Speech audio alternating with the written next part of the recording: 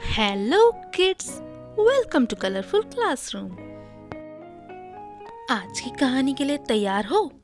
चलो शुरू करें। रहस्यमयी लाल किताब। एक गांव में एक लड़का था, सूरज, जिसे नई नई चीजें जानने और खोजने का बहुत शौक था। एक दिन जब वे गांव के पुराने पुस्तकालय में गया तो उसे एक लाल रंग की मोटी किताब मिली। उस किताब के ऊपर लिखा था, जो इसे खोलेगा उसे अनमोल खजाना मिलेगा, पर क्या वह इसके काबिल है?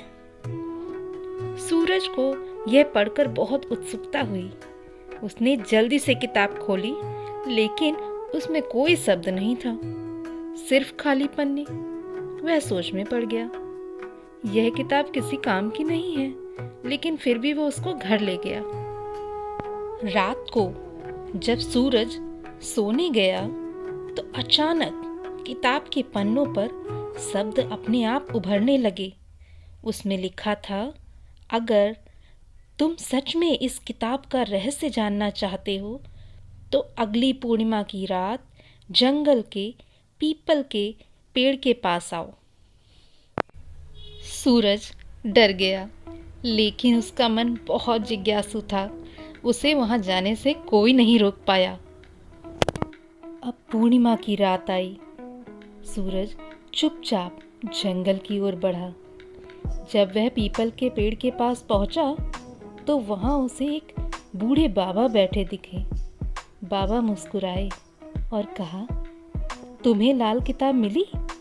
इसका मतलब तुम में हिम्मत और सच्चाई है, लेकिन खजाना तो उसे ही मिलेगा जो सच्चे दिल से दूसरों की मदद करेगा। सूरज को कुछ समझ नहीं आया, लेकिन उसने सर हिला दिया। बाबा ने उसे एक छोटी सी चाबी दी और कहा, वह किताब के पीछे बने छोटे ताले को खोल सकता है। घर आकर सूरज ने जब किताब का ताला खोला तो उसे अंदर एक सुनहरी चिट्ठी रखी दिखी, जिस पर लिखा था, सच्चा खजाना धन नहीं बल्कि अच्छे कर्म और ज्ञान है। अगर तुम जरूरतमंदों की मदद करोगे तो असली खजाना तुम्हें ही मिलेगा। सूरज को समझ आ गया कि असली खजाना सच्चाई, दया और ज्ञान है। उसने गांव के गरीब बच्चों को पढ़ाना शुरू किया और लोगों की मदद करने लगा। धीरे धीरे उसकी अच्छाई की वजह से पूरा गांव उसे सम्मान देने लगा और एक दिन राजा के दरबार में गुरु बनने का निमंत्रण मिला।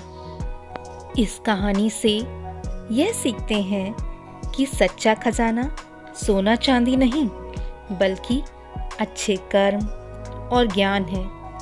जो दूसरों की भलाई करता है, असली अमीर तो वही होता है।